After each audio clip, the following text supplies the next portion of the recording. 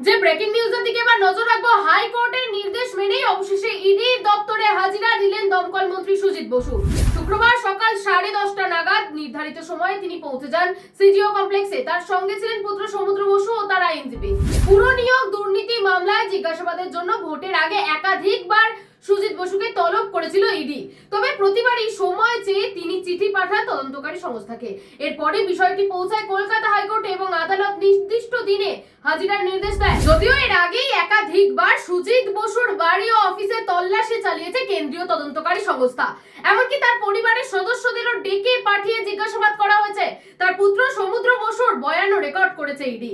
সূত্রের খবর, দক্ষিণ দমদম পুরসভার নিয়োগ সংক্রান্ত একাধিক বিষয়ে আজ সুজিত বসুকে জিজ্ঞাসাবাদ করা হতে পারে।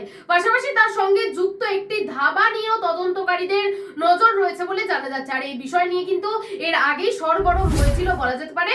সুজিত বসুর এই যে রেস্তোরাঁ, সেই রেস্তোরাঁ নিয়ে আগেও অনেক আলোচনা উঠে এসেছিল।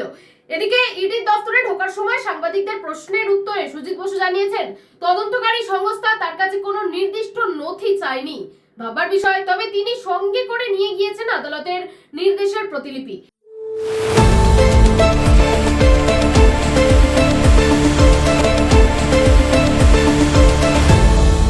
আপনারা দেখছেন এই বেলা বাংলা, শিরোনামে সবার আগে।